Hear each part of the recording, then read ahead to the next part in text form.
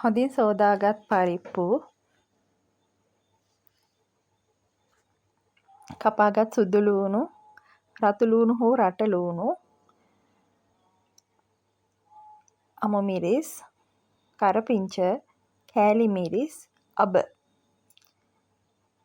මුලින්ම අපි පරිප්පු ටික භාජනයකට දාලා අපි පරිප්පු ටික මුලින් උයා ගන්න ඕනි. සාමාන්‍යයෙන් පරිප්පු මිරිසට උයන විදිහට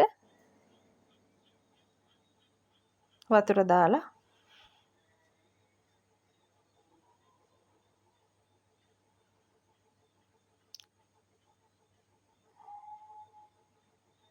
කහ කුඩු ටිකක්,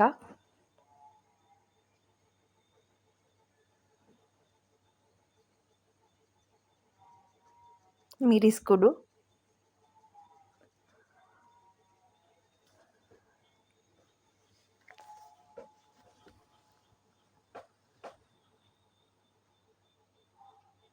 තුන පහ කුඩු,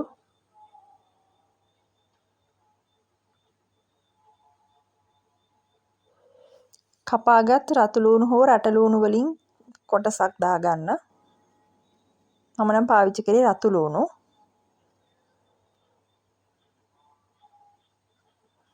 ලුණු කුඩු රස අනුව කුඩු හෝ කැට පාවිච්චි කරන්න පුළුවන්. මේ විදිහට අපි හොඳට උයා ගන්න ඕනේ බෙරි වෙනකන් වගේ ටිකක් පරිප්පු එක. එතකොට තමයි පරිප්පුව රස. ඊට පස්සේ අපි වෙන භාජනයක් ලිපේ තියලා ඒකට පොල් තෙල් ටිකක් දාගෙන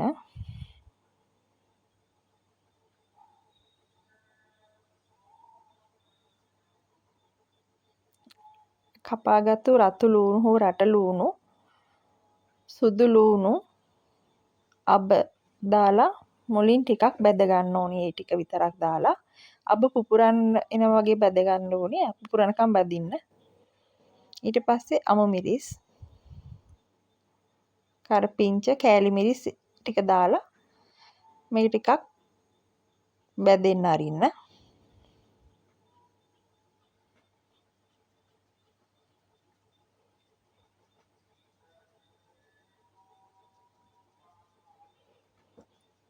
ඊට පස්සේ අපි උයාගත්තු පරිප්පු එක හිමීට පරිස්සමෙන් මේ තෙල් එකට එකතු කරගන්න ඕනේ.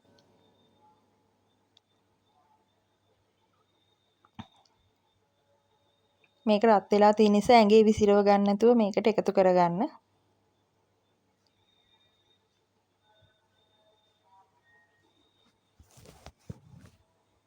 ඒ එකතු කරලා අපි ටික වෙලාවක් උයාගමු.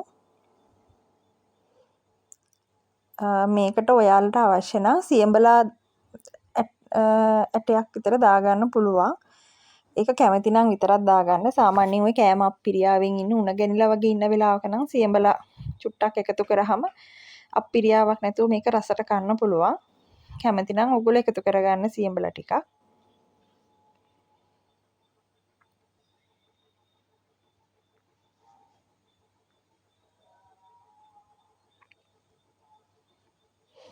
දැන් අපේ පරිප්පු තෙම්පරාදුව ලෑස්ති. මෙන්න මෙහෙම තමයි තියෙන්නේ. මේක හරිම රසයි. ඉන්දියාප්ප පාන් පරාටා වගේ කෑම එක්ක අපිට මේක කන්න පුළුවන්. ඔයාලට බොහොම ස්තුතියි මගේ channel එක නැරඹුවට. ආයෙත් දවසක හමු වෙමු.